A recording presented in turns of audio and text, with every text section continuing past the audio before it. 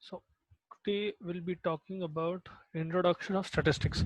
So statistics for you is essentially one chapter, and you have the applications of computers in statistics and research as such. But statistics purely is only one chapter for you, so it should not take a very long time. So today we'll only do a introduction class just to familiarize yourself with some of the statistical terms and what is statistics and what are the terms and what is use of statistics, advantage of statistics, and so on. So when we talk about statistics as such, it is a method or it is a science through which you are able to interpret data. Okay, once you get a large amount of data, numerical data specifically, statistics is a method through which you can interpret that data. For example, so statistics is a science helpful in interpreting large amounts of data and categorizing it to be useful. Okay, that is one of the simplest definitions of statistics that you can get. Now, what does that indicate? We have numerical data. Let's suppose we are trying to determine the number of men and women in a particular country. Okay, now let's suppose we are taking India itself. We are a population of around 1.3 crores. To create a proper vertical division for men and women, first you need to know the raw data. So you will go to each and every house and try to collect how many members are present in each and every house, and physically count how many are there, and you feed that information into a computer, which will give you a clear discernment between men and women. Okay, that is one category. Let's suppose you are trying to make it a little bit more complex, in the sense that now I'm trying to divide the whole population based on age in differences of 10 years, in the sense that let's suppose I am making categories with 0 to 10 years of age, 10 to 20 years of age, 22. Okay, then let me put it this way, one second. 0 to 10, 11 to 20, 21 to 30, 31 to 40, 41 to 50, and 51 to 60. Now from this data you can discern that the first thing I'm trying to do is find out the population that is under 60. Or I can also another way I can take it is the young population of India, in a way. All right, I hope you guys are following along. Please feel free to stop me at any time if you're having any doubts, or if you want me to repeat any particular part. Okay, in most of the classes I will keep on going at this pace, considering that you are understanding it. Until unless you stop me at some point, I will not stop. Okay, you have to physically speak out, or you can put it in the chat as well. If you're not understanding, you need not open your microphone. If your microphone is not working, or if you're not comfortable talking it out, you can use the chat as well. But you will have to come up with the doubts, and you will have to stop me. Feel free to stop me at any time in the class. Okay, I'll do my best to explain those doubts to you. Now let's suppose a particular group, a government organization is trying to find out one thing: how many people are there in India who are less than 60 years of age. For that, the raw data that you will need is total population. Let's suppose total population is 1.3 crores. It will fluctuate a little bit more than 1.3 crores. Okay, let's suppose it is 1.3 for now. Now out of 1.3 crores, let's suppose we are creating a division wherein we are telling, or we want to know how many people are less than 60. Let's suppose that comes to a number which is around 0.9 million, or 0.9 crores. Okay, so 90 lakhs. Now out of this, again I can create discernments. Let's suppose I'm trying to find out what is the employable population of India, so that will remove these two groups. Okay, 0 to 10 and 11 to 20, because generally people from 21, that is when they start to work. Okay, let's suppose even if I include from 16 onwards, if we include some laborers or something like that, skilled workers, vocational workers, and things like that, 16 or 18 would be the age where they professionally start working, right? With a few exceptions here and there, generally the working age is around 16 to 18. Mostly for graduates it is after 21, right? So if I, let's suppose, try to find out the number of employable graduates in India, so I will have to what do you call, discern the property even more. meaning I'll be creating another division. Imagine I'm removing this factor 0 to 10 and 11 to 20. This categorization and this form of data interpretation, from this you can clearly see. Let's suppose I am representing this data on a pie chart.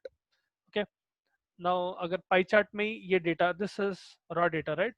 Let's suppose I am trying to put this raw data on a pie chart, and let's suppose this is a pie chart, and total population is 1.3 billion. Okay, the whole 2 pi r will represent, the whole area will represent 1.3 billion, all right, or 1.3 crores. Let's suppose one small chunk, okay, 0.4 is beyond 60. Okay, rest of them are under 60. Now in again in this also I can create categorization. Let's suppose I'm removing people who are not employable. Let's suppose that is around 0.2 or around 20 lakh people. Okay, so let's suppose this much, or I'll decrease it a little bit more, this much, half of this will include 0 to 20-year olds. Okay, so this will represent the workforce of India. Okay, this will represent how many workers are. This is only an example. Okay, the numbers, real numbers will be much more different. I'm only giving you an example. This will help you discern how many workforce, how much workforce is there, and from this you can also tell. Now you see in several news or in several conferences, people tell that India is a very young country with the average age being around 30s, right? Average age of every Indian, if you calculate all the Indians, and if you take the average, it is between late 20s and early 30s. That means that our population is mainly in workforce. More number of people are able to generate income, and they are able to contribute to economy. In that sense, I can also tell that, let's suppose 51 to 60 we include kar diya. I know that this bracket is the largest, right? 21 to 30 and 31 to 40 is the largest. Specifically speaking, 25 to 35 is the largest bracket. I'm able to come to all of these conclusions because of statistics. It is helping me in categorizing data very easily and letting me read the data very easily. That is one of the biggest advantages of using statistics. It will help you play around with numbers to give you interpretation of that data. Okay, I hope you are understanding. Now, even if you see the current situation, let's suppose Corona ka hi le lo. Okay? In Corona, you'll be able to see that first of all, every day how many patients are coming, new patients are being, new cases are coming in. Around 60,000 to 70,000 per day in India is coming in. Out of that, let's suppose we are creating another discernment. How many people are currently actively, actively in infection, or they have active infection? Again, another discernment will be how many people have been treated, how many people have died, how many people are still hospitalized, how many people have complications. All of these categorizations are possible because of statistics. Okay, and you can also create another one later on down the line. How many people are getting reinfected and coming back into the hospital, or how many people are developing complications during the first treatment course, and they have to get admitted in the hospital because of some other reason. Because as you know, Corona does permanent damage, permanent brain damage, and permanent lung damage to several patients. Okay, such patients might need to, will definitely have to come back to the hospital because of some other reason. Let's suppose they are having a brain hemorrhage. So let's suppose they are having a embolism. Let's suppose they are having pneumonia. In any of these cases, permanent lung damage, it is causing them to be hospitalized again. Such categorization is one of the best uses of your statistics. Okay, so that is one way you can understand statistics. That is one definition of statistics. You will have different types of definition of statistics based on where you're applying it. Okay, for example, if I come to uses of statistics, I hope you guys are understanding till here. Please feel free to stop me at any time if you're not understanding. Okay, now coming to uses of statistics, where they are used. Let's now in this will particularly go from industry to industry. Okay, in the sense that, let's suppose in economics, where they are used specifically for 5-year plans. Okay, used in 5-year plans and allocating their budgets. Okay, let's suppose our government or any government comes up with a 5-year plan from, let's suppose, 2020 to 2025. and their 5-year plan is to boost education in the what do you call, in the country, and boost healthcare in the country, just to make sure that each and every part of India is getting proper healthcare. Everyone has what do you call, access to basic primary healthcare center, and there is a major tertiary healthcare center, a proper hospital in each of the major cities, and they are operable with good doctors in them, with good enough facilities in them, wherein they can perform complex what do you call, surgeries and all of that. Okay, and let's suppose the government is trying to boost education as well, wherein what do you call, it is assigning books, free books, and all of them to what do you call, people who are, how should I put it? Let's suppose they are assigning books at a government level, like for students of primary grade, elementary grade, and high school, all of them free of cost, and giving them various facilities, maybe even giving them laptops and so on and so forth. Okay, that requires a lot of planning. That is where statistics will play a big role, wherein you can easily allocate. Let's suppose in general in India right now, education is given around 3% of the budget. Our budget is something around, I think, 20 trillion. I'm not sure what the exact number is, but it is some number in trillion. Okay, we allocate around 3% of our budget to what do you call, to education, healthcare, HRD ministry को जो देते. Okay, that will basically revolve around a data that you already have. So you can only allocate budget once you know that how much is required. Let's suppose I'm going, even if you take a simpler example, for example, let's suppose one of you, let's suppose Binu is going out in the market to buy some vegetables.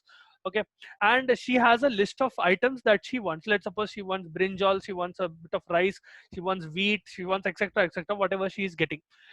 Once she's written down that list, she needs to have a certain idea of what each of these items will cost, a vague estimate at least, right?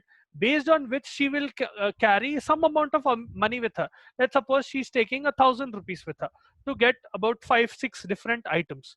This is possible because you already know the data, and you have compiled how much amount of each of these consumables you are going to buy, and based on that you are assigning a particular amount to each of these, whose rough estimate you are taking as 1,000. Okay, you are basically performing statistics there, but it is at a very minute level, but you are doing it. Okay, that is where statistics can be very useful. All right, so I hope you guys are following along. Okay, not just me rambling around just like that. Then in industry, especially in production industry, manufacturing industries, यहाँ पर it will help in assigning and circulating, or assigning and calculating number of units of a commodity. For example, let's suppose industry is trying, there is a industry that makes laptops. Okay, or there is an industry that makes pens. Okay, let's suppose they are making pens. Okay, now before they can mass produce these pens, they need to assign a particular value for each of these pens. Let's suppose they are assigning 10 rupees to this pen, and you know that one box of pens contains 10 pens, and a huge carton, let's suppose, is able to house around 10 of such sets. So each carton has around 100 pens in it. Now you will have to allocate how much amount of money do I need to invest inside to make vertical. Let's suppose if I want to make a million pens, okay, around 10 lakh pens. To make 10 lakh pens, how much amount of money do I need to assign? How much manpower do I need? What kind of facilities do I need to give them? What amount, what kind of factory do I need to make? How much space that factory needs to have? What kind of distribution I need to follow? How will I how will I be able to distribute those pens, like from the manufacturer to the distributor, then to the retailer and out to the market, right? You need to decide what kind of location you need, what should be the space of that location. All of that can be decided through statistics. You can perform a statistical analysis, and it can be very helpful in that sense. Oh dear, 1 second. Right, so that is another use of this.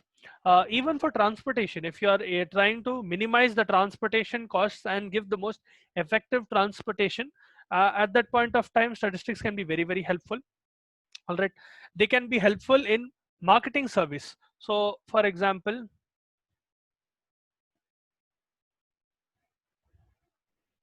Marketing service. Now, what are marketing service? Let's suppose uh, there is a particular company which is making encyclopedias. Okay, uh, encyclopedias, or let's suppose something even a little more common. Let's suppose it is making dustbins.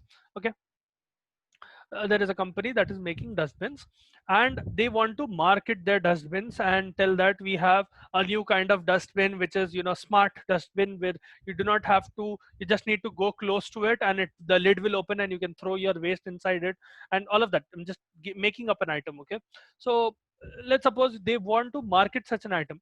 First of all, they need to know what kind of audience they are catering to. So they need to know, obviously such an item will only be what you call affordable by certain people, not by everyone. Let's suppose the amount of for that dustbin is around 2000 rupees. Okay, so not everyone will be able to afford a 2000 rupee worth dustbin. Okay, even though it is smart and it will, let's suppose, last you for 5-10 years, even still not many people will go for this kind of dustbin, and they might go for a simple dustbin. Okay, so to market this item, you have to understand your demographic. What cities have what type of people, where the income being generated is the highest, the average income in each city which has the highest. So obviously metropolitan cities will have, more often than not, metropolitan cities will have a higher output. So let's suppose it is an international organization uh, who is making these dustbins. Let's suppose it is based out of some European country, and they are trying to outsource it. They are trying to spread it all over the world. Now they will obviously target countries which have a higher vertical GDP. So they'll first target European countries themselves. So maybe they might target Norway, they might target UK, Ireland, areas where people are able to afford more, or US. Right? Later on, they'll go to smaller countries. Maybe they'll come to India later. Even though it is a bigger country, the per capita income of each individual might not be satisfactory for that company. All of this is so that they can market that product. Here you can see how statistics is playing a role. Once they know the data, how much GDP is coming from each country, they'll be able to decide where it is best to advertise the item and where they can maximize their sales. Okay, they do not want to advertise it in places. Now it will not make any sense if you are trying to, let's suppose they are advertising it in a place like Iraq. I don't mean any disrespect to Iraq or something, but the people there are basically torn with war right now. They will not have any spare cash to waste for a 2000 rupee worth dustbin. Okay, for that matter, maybe any other country as well. In that sense, it might be more what do you call, smarter to invest in marketing this item in maybe USA, or maybe in Sweden, Norway, in countries which are much more peaceful and which have a developing economy. Okay, their statistics can be very helpful. Okay, then to develop quality control techniques, and to develop what you call inventory surveillance. That is also one big place where you can use statistics. Inventory surveillance is basically what I told you about those pens. Finding out how much inventory you have, finding out how much space that requires for that inventory to be stored.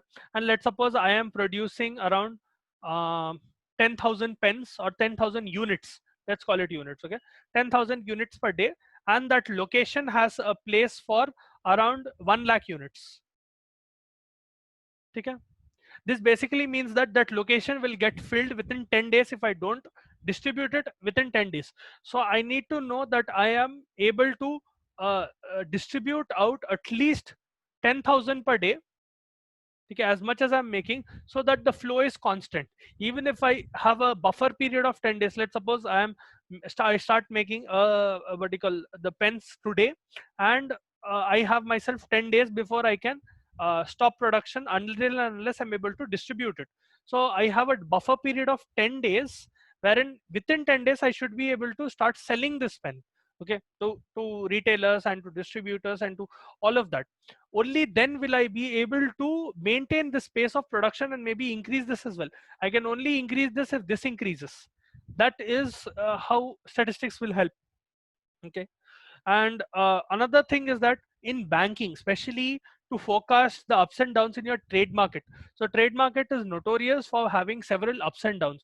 I'm not sure if any one of you have ever watch the forex market or something, or if you have someone who is in finance. But it is a market where, you know, investment bankers thrive a lot. They will invest certain amount of money in different stocks, and they will monitor the market, and they will withdraw or they will put in money depending on different time. That is based on statistics, what you get. Or another easy example that you can see is, let's suppose we are trying to find out the job satisfaction of a nurse who experiences or who is working in different departments. Let's suppose I take one particular hospital. Okay. One second.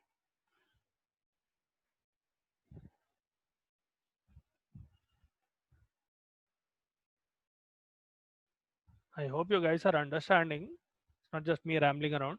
Please feel free to stop me at any time and ask doubts if you're not understanding. Okay. Let's suppose I have some X hospital. Okay. And let's suppose it has 3 departments. Okay. Let's suppose it has gastroenterology department, it has what do you call, general ward, and it has, okay, and it has an oncology ward. Okay. Let's suppose for now there are 3 main departments in this hospital, and what do you call, the total number of nurses that they have employed in this hospital is around 300.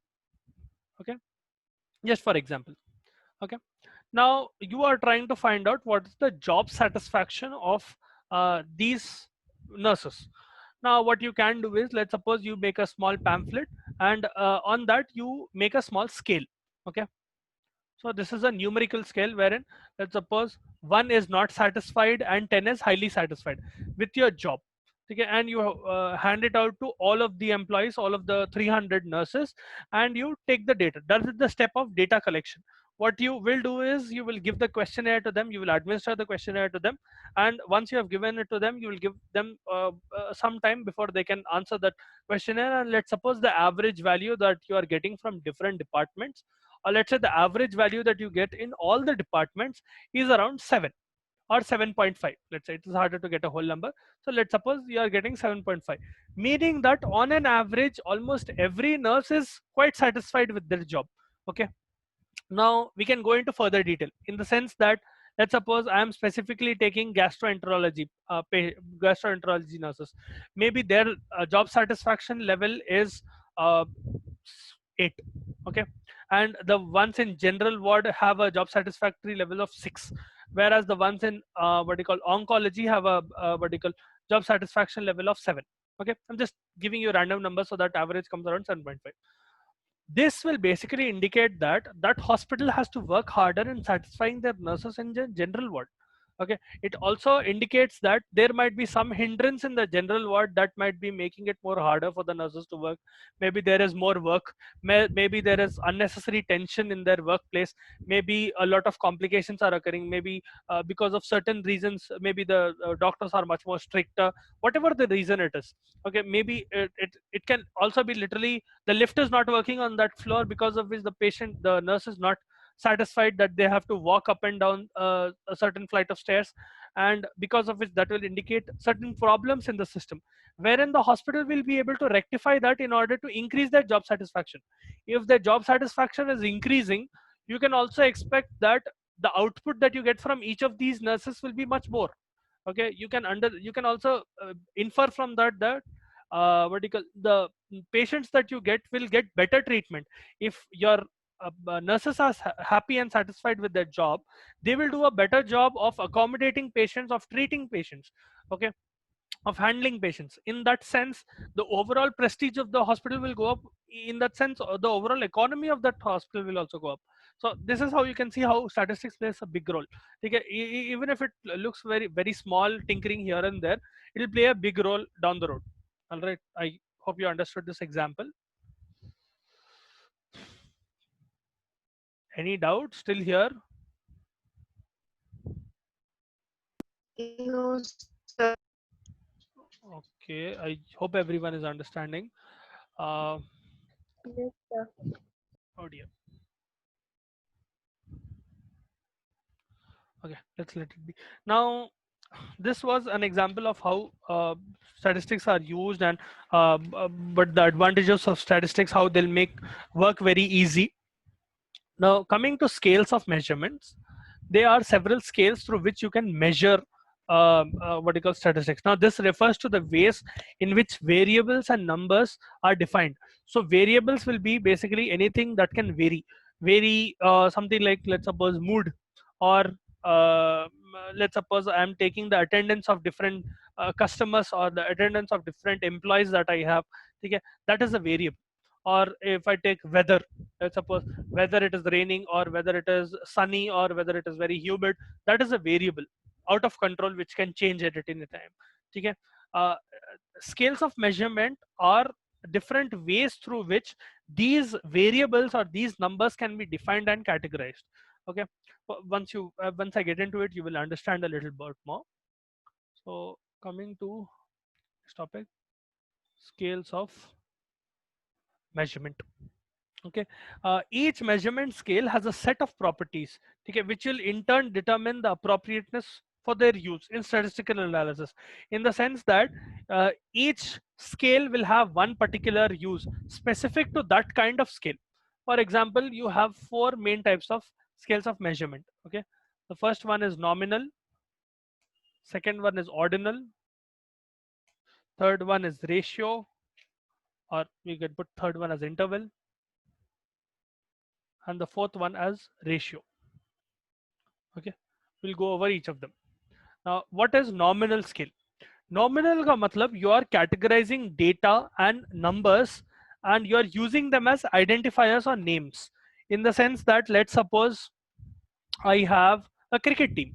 Okay, let's suppose I'm talking about the Indian cricket team. Most of you are aware of sports, and you know what Indian cricket team, who Indian cricketers are. Now, let's suppose I have different jersey numbers. Okay, the jersey that they wear, you obviously will be able to see some numbers that is displayed on their back along with their name. Okay, I have numbers ranging from 1 to 99. Okay, this will be equal in the sense that all of these numbers represent one particular person. It can be number one given to, let's suppose, Dhoni, or number two given to some person. Let's suppose it is given to what should Sehwag, or number three given to Tendulkar, or something like that. Okay, different people given different numbers given to different people, which is giving you a number. That number represents a particular gender. Another way of putting it is, let's suppose I am conducting a study with gender as a variable. Okay, wherein I'm keeping gender as a variable, and in that I am assigning, now obviously you have, let's suppose I'm taking the two gender system where you have females and males. Okay, and I'm assigning different codes to both of them. So let's suppose female represents 1 and male represents 2. Okay, one second guys.